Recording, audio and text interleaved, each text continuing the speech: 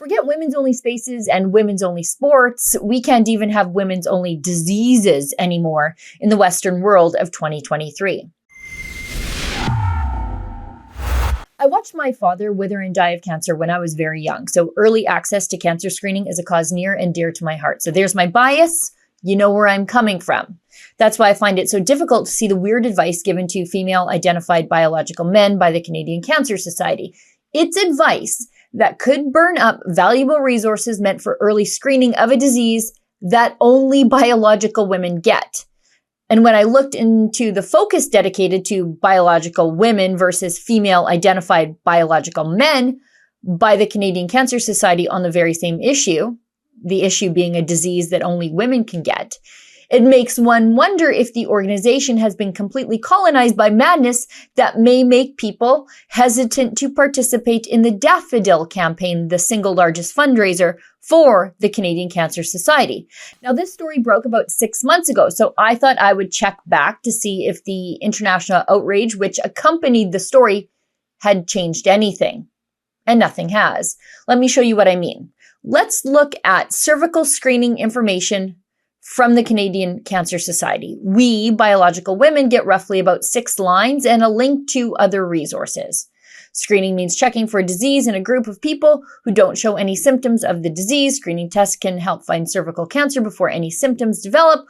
When cervical cancer is found and treated early, the chances of successful treatment are better. Yeah, that's why it's important that nobody else is using up resources meant for screening. But if you're a trans-identifying biological male, well, you get more than double the number of lines dedicated to the health of your cervix, a thing you don't actually have, and a link to the same page that the biological women get for more screening FAQs. Look at this. If you're a trans woman, you may not have given much thought to Pap tests and cervical cancer. And if you haven't, that makes a fair amount of sense. After all, in order to get cervical cancer, you need a cervix. That is the organ that connects the vagina to the uterus. I just don't even like talking about this stuff on air. If you're a trans woman and have not had bottom surgery, you aren't at risk for cervical cancer. But even if you have the bottom surgery, you still don't actually have a cervix. Anyways, let's go on. If, however, you're a trans woman who has had bottom surgery to create a vagina and possibly a cervix, there's a very small risk that you can develop cancer in the tissues of your neo-vagina or neo-cervix. So I guess you might, regardless of your feelings, have to go see a urologist like the rest of the biological men because the neo-vagina is repurposed penis skin. Again, I can't even believe I'm saying these things in a video, but let's keep going. The risk depends on the type of surgery you had, the type of tissue used to create your vagina and cervix, and your personal health history.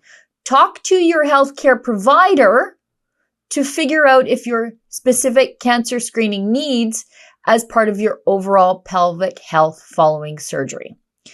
It can be difficult to make cancer screening a priority, especially when there's not a lot of information out there about cervical cancer risks for trans women. I don't think there needs to be a lot out there. You don't have a cervix. Anyway, let's keep going. You may also be concerned about things like experiencing transphobia during the screening process. Maybe you feel you have more pressing health concerns, or maybe you just don't want to think about cancer screening. Oh, I see. If you can't find a doctor to play make-believe and give you a Pap screen that you don't need, while some woman who actually needs it waits for you to use up medical resources meant for her, that's transphobia. All right, let's keep going. Still, it's important to take care of your health by getting the cancer screening you need. Screening means checking for cancer before there are any symptoms. Here's the bottom line. If you're a trans woman who's had bottom surgery, discuss your personal risk for cancer in your neo-vagina or neo-cervix with your healthcare provider and come up with a plan for cancer screening that works for you. And then they give you the link to the same cervical cancer screening information FAQs that they gave us lady folk. So they get more than double the information on cervical screening for cervix that they don't have. Okay. Now, I poked around the internet and I looked at comparable agencies around the world to see what they were doing. The equivalent organization in the UK takes a sensitive, because everybody's woke now, but also a more reasonable approach. Trans-identified biological men get 4 lines on cancer screening of the cervix, and those 4 lines basically tell them to calm down.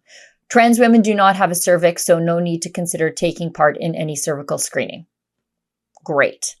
And then they give them 4 lines explaining that trans women don't actually have a cervix. It's repurposed penis skin, and so you can't get cervical cancer. Now, I'm not saying don't donate to the Canadian Cancer Society. I do think they do good work. But right now, the Canadian Cancer Society is damaging the goodwill they've earned over the years when women and the people who love them see ourselves being pushed to the back of the line, even on issues and cancers that only affect us. And at the end of the day, damaging that goodwill and reputation harms all cancer patients. For Rebel News, I'm Sheila Gunn-Reid. Justin Trudeau's attempts to censor the media are blowing up in his face, but it's also harming Canadians' access to the news they want in the ways they want to consume it. To make sure that you're never cut off from us, please go to rebelnews.com. When you land on that page, there's a little pop-up. It'll ask for your email address. We'll never abuse it, but it is the best way to stay in contact with us in this time of intense Trudeau-induced censorship. Again, that's rebelnews.com. See the pop-up, add your email address. Thanks.